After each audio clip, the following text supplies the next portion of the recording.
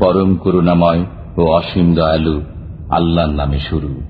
আমি শপথ করি কিয়ামত দিবসের, আরো শপথ করি সেই মনের যে নিজেকে ধিক্কার দেয়।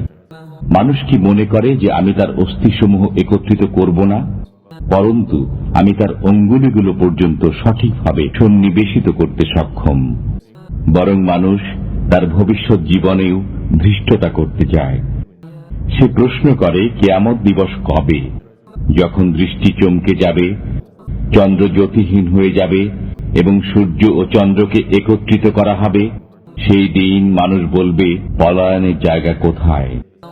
না, কোথাও আশ্রয়স্থল নেই। আপনার পালনকর্তার কাছেই সেদিন ঠাঁই হবে। সেদিন মানুষকে অবহিত করা হবে সে যা সামনে প্রেরণ করেছে ও পশ্চাতে ছেড়ে দিয়েছে।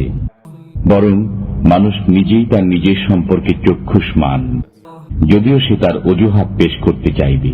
তাড়াতাড়ি শিখে নেওয়ার জন্য আপনি দ্রুত ওহী আবৃত্তি করবেন না।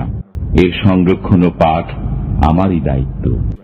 অতঃপর আমি যখন তা পাঠ করি তখন আপনি সেই পাঠের অনুসরণ করুন। এরপর বিশদ বর্ণনা আমারই দায়িত্ব। কখনো না, বরং তোমরা পার্থিব জীবনকে ভালোবাসো এবং পরকালকে উপেক্ষা করো। সেদিন অনেক মুখমণ্ডল উজ্জ্বল হবে, তারা তাদের পালনকর্তার দিকে তাকিয়ে থাকবে, আর অনেক মুখমণ্ডল সেদিন উদাস হয়ে পড়বে। তারা ধারণা করবে যে তাদের সাথে কোমর ভাঙা আচরণ করা হবে।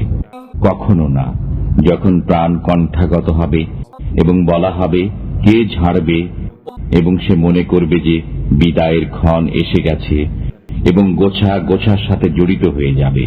সেদিন আপনার পালনকর্তার নিকট সবকিছু নিত হবে। সে বিশ্বাস করেনি এবং নামাজ পড়েনি, পরন্তু মিথ্যা আরোপ করেছে ও পৃষ্ঠ প্রদর্শন করেছে। অতঃপর সে দম্ভ ভরে পরিবার পরিজনের নিকট ফিরে গিয়েছে। তোমার দুর্ভোগের উপর দুর্ভোগ। মানুষ কি মনে করে যে তাকে এমনি ছেড়ে দেওয়া হবে? সে কি স্খলিত বীর্য ছিল না? অতঃপর সে ছিল রক্তপিণ্ড। অতঃপর আল্লাহ তাকে সৃষ্টি করেছেন এবং সুবিন্যস্ত করেছেন। অতঃপর তা থেকে সৃষ্টি করেছেন যুগল, নর ও নারী। তবু কি সেই আল্লাহ মৃতদেরকে জীবিত করতে সক্ষম নন?